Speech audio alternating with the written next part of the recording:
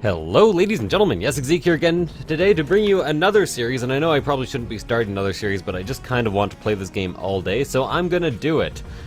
And if you don't know what this game is, it is Rogue Legacy, so I'm going to completely erase my save and play from the very beginning. I get this excellent backstory, my duties are to my family.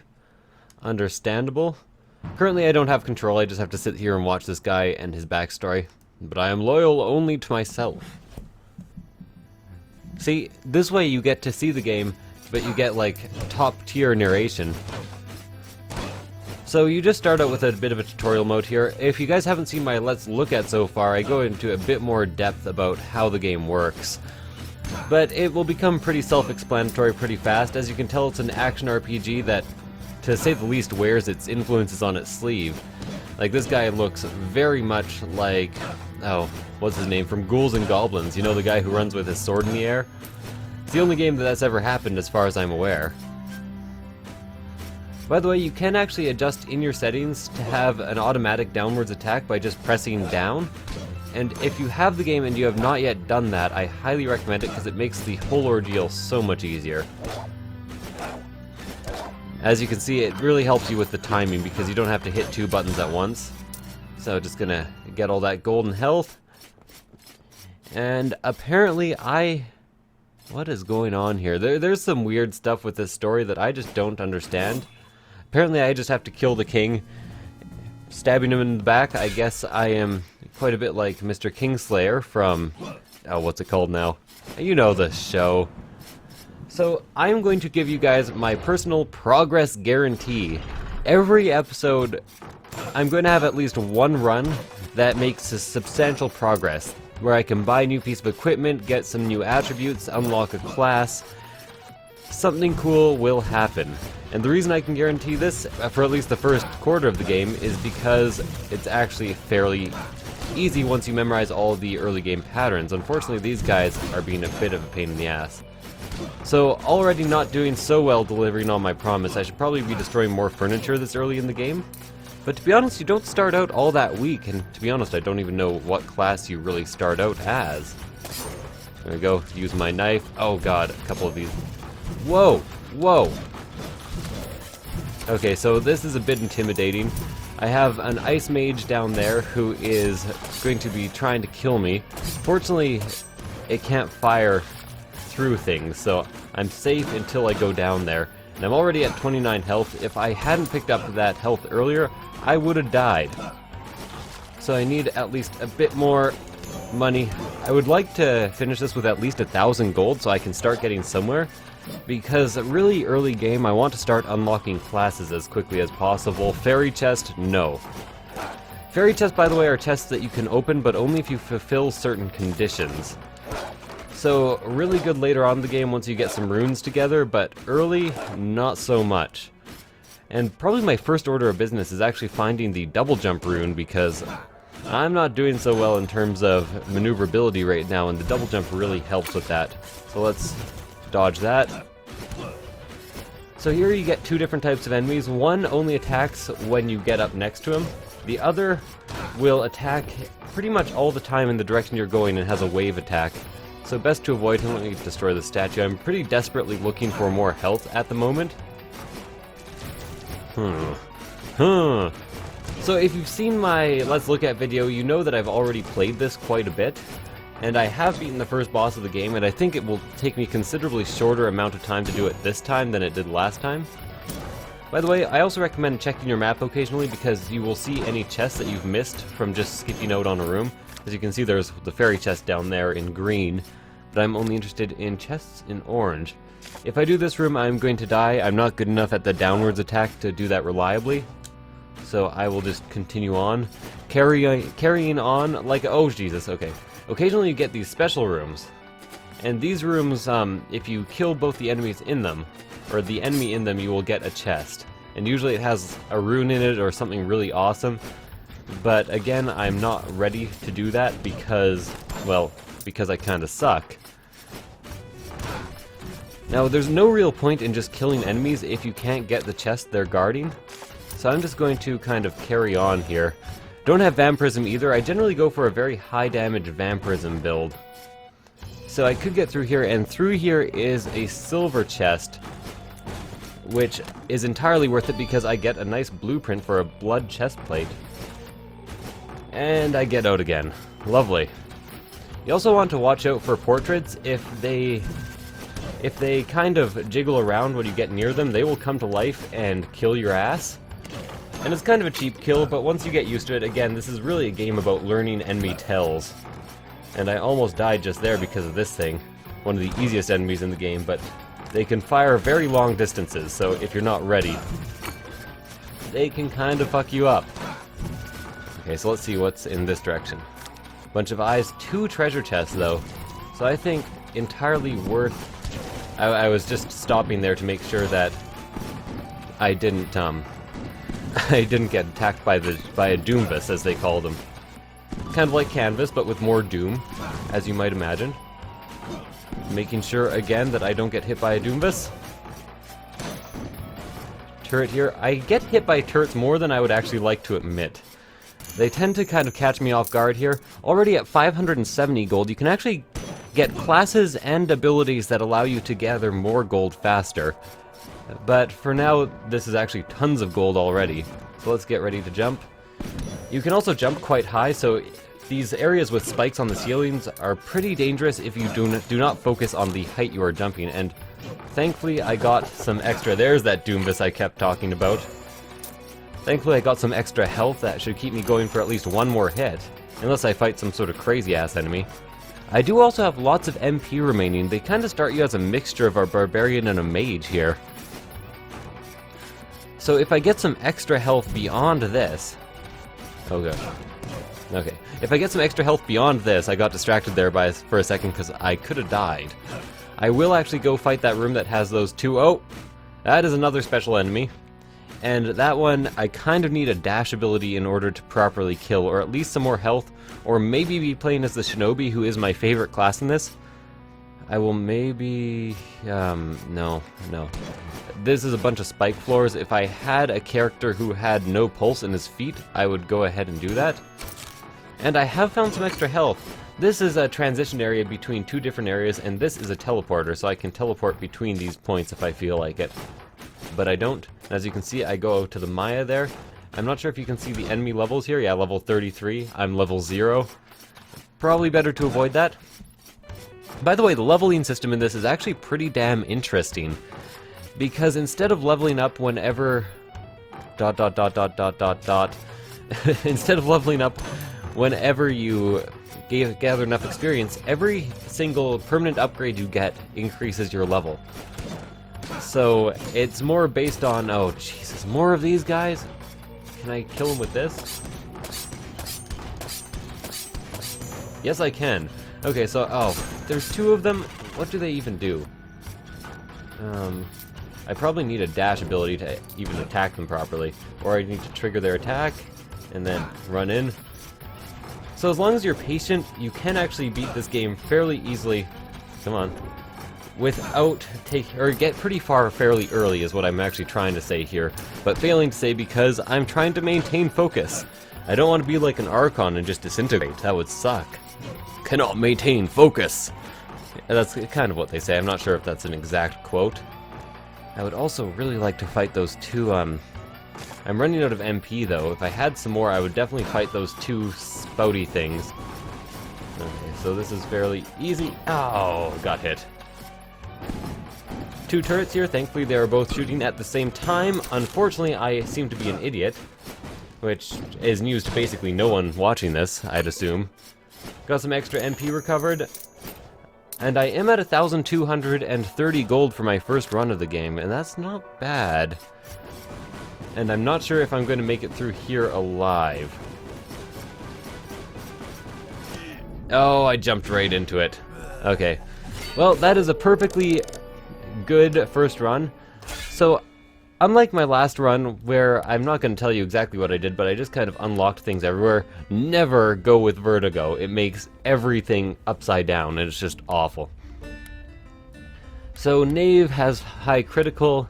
I'd, to be honest, rather be a mage at first. They don't have much health, but they gain extra for... What was I going to say now? I can't think.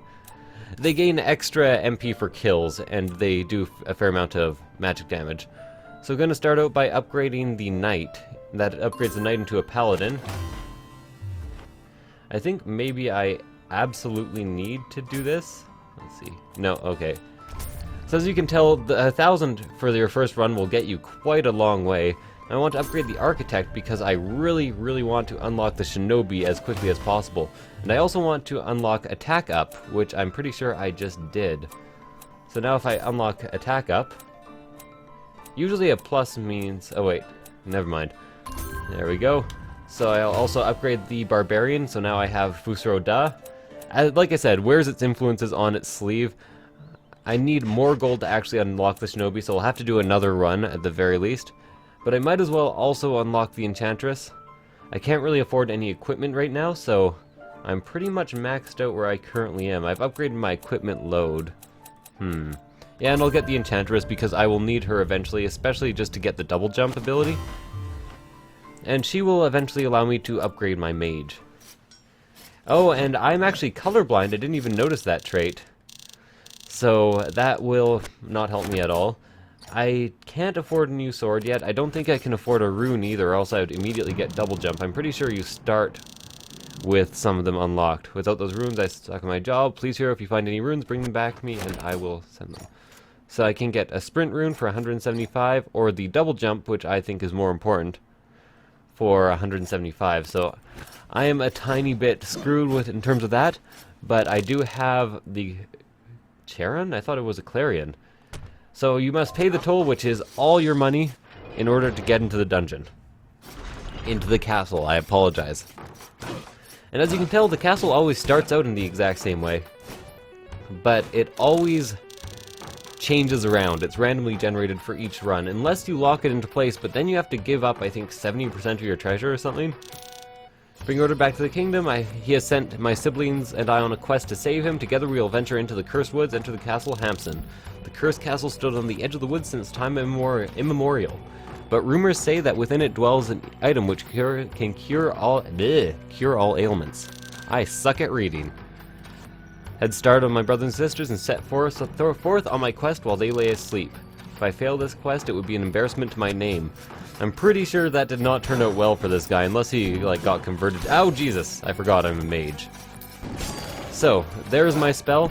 I get more MP every time I get a kill, so if I can kill two people with every hit, I should be able to pretty much indefinitely use this spell, which is kind of awesome. There we go, got some extra food. Not to mention the spell will just kind of holistically kill environmental things. Gotta watch out for these spikes. I don't think I have no pulse in my feet, which is a trait you can actually acquire in this, or be born with, I guess. You don't really acquire the traits. Whoa! Come on. There we go. Instant skeleton kill. That guy, that thing is gonna come to life. Might as well hit it with a spell. Where the hell are you? Okay. Lovely. There is a treasure chest in this room, though, so I might as well head down. I hate it when they put treasure chests on spikes. Okay, fairly easy. Just gotta run across a couple times. First killing those, then opening this, and then running back. Like I said, this is mainly a game of pattern memorization, so once you've memorized the patterns, especially for the first area, you're fine. And I found a carnival here. This is one of my favorite little events. You only get one shot, but it's free of charge. I'll give you a nice reward. Use five axes to destroy as many targets as possible. So he's giving me the axe weapon, which you might recognize immediately as a reference. Yeah. And I have to destroy as many targets as possible. Go here. Oh, I'm gonna leave more than 10 undestroyed, aren't I? Oh, yes! Remaining 10, 450 gold. You managed to leave no more than 10 targets. I no longer have enough targets to run this gig. Might as well give you my stash. So how much is that? Just 450? Do I have to... Oh! His stash is a Squire chest plate. Why is that your stash? I've never actually beaten that entirely. And as you can see, after I'm done with that, I go back to my original spell. I would normally just double jump straight up, but since I don't have a double jump, I will be moving on in this direction. Oh! Yeah, I don't even want to deal with this room. Often you end up with these rooms with caged enemies. They're not worth killing because you can't get their treasure anyways. Oh. Can I get this? No, I can't get the top one. So here's a fairy chest. If I had the axes, I could actually get this, but I don't have the axes, so I can't get this last guy here. That is very unfortunate. You have to kill all enemies for that fairy chest. Whoa. Yeah. Okay, just firing spells everywhere. Getting a bit sidetracked because there's a lot of things in this room.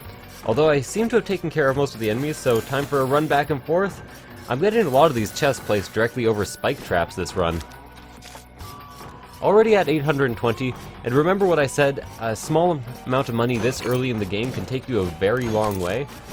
And I'm going to start out by trying to max out my attack power and get the Shinobi, because Shinobi... My main strategy involves not being hit, and Shinobi is the best for that. They're very low health and very, very high damage. They can actually one-shot most things in the game. So, time to go up a floor. Can't actually reach it in one jump, so I have to do a repeat of this. Come on, Spike Ball. Lovely! Oh, Jesus. For a second I went slightly insane and forgot that you... So, I have just kind of fucked myself over by being a ponce. Oh, yeah, there we go. By just sort of bad play, got a bit cocky there. Would have preferred to get a bit higher. Higher and higher and higher. I don't understand how this ability works, so I never use it. It creates like a shadow of yourself, but I don't understand. Drops and teleports to your shadow. I don't know. Oh, you drop your shadow, then you can teleport back to it. I see. So maybe I will actually go with Lady Shinoa this time, the Paladin. And she has Hypergonadism, Permaroided, attacks knock enemies further. Lovely. She should have a higher base attack too. So I will unlock the Shinobi. And then I don't have that much extra money, but notice you can upgrade the attack up to 75 times, which is kind of awesome. And this does allow you to get Haggle, which allows you to cheat death itself and learn how to barter with it. But let's actually get another strength upgrade. Probably should have used that to get the high jump, but, you know, I'm kind of an idiot. So let's do one more run for the day, and then I will call it an episode. And heading through. So again, my objective for this run is just to... Whoa! 200 gold. That was incredibly lucky. Okay. My objective for this run is to just get as far as possible. Not as far as possible. I don't want to actually beat the boss. I just want money. Should be a fairly easy thing to get. Should be a fairly easy get. And so far I'm just having a pretty straight shot of it. Might as well kill the environmental things. As I get further in the game, I stop doing that as much because it just doesn't matter as much anymore. So do you want to kill that? Do you want to kill that? Do you want to... Not bad. Do you want to wait for you to shoot, then go down, then do this? Ah! Oh, that's the eye thing. Oh, okay. I'm taking a lot of damage here, but there's a lot of enemies. You'll have to forgive me.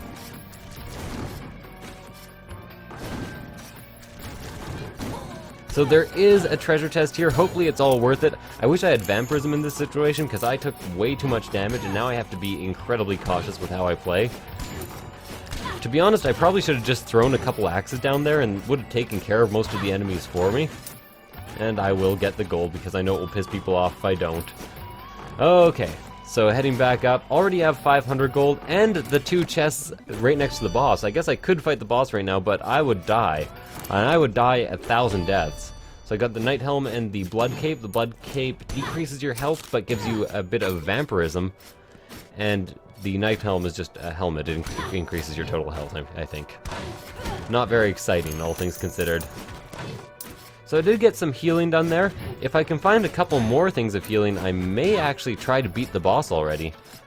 Although, I kind of am doubtful of my chances of doing so. Especially considering how badly I'm playing and that I don't have the dash. The dash is really what allowed me to beat the boss in the first place. It also allowed me to be a boss, like a boss. Like a boss. Should probably explore this lower area first, now that I look at the total map. Whoa! You'd think my hypergonadism would allow me to knock this guy back further. And not just die, which is apparently what I'm trying to do with great alacrity. And yes, alacrity is the correct word. Look it up. Well, don't look it up. I'll just tell you what it means. Alacrity means with kind of like joy or with enthusiasm. With enthusiasm. With enthusiasm. So got killed pretty early there, but that is 3 fairly successful runs. I will choose my heir and then move on to buying things, and then I'll call it an episode. So unfortunately, no shinobi yet, so I will just go with Sir Lee the Paladin. And then I'm going to avoid anything magical this run. I don't really like the magic, except for just occasional use, and everyone has spells, so... The wizard, if you upgrade it enough, can become an archmage who can cycle through 3 different spells, which isn't all that useful. I just like picking my spell and then sticking with it, because then I have more consistency. So I could upgrade this, and, you know, I actually will upgrade this. So I have even more attack, and then I still have enough to buy myself a double jump rune. Then the runes increase in price like exponentially as you get them. Well, not quite exponentially, but you know what I mean. Maybe exponentially, I don't know. And then I can also afford a sword, which increases my damage by 7. So it isn't the Knight Sword, which would have been ideal, but I am doing 38 damage now, so thank you guys for watching. I hope you enjoyed this episode, and I will see you guys next time. Bye.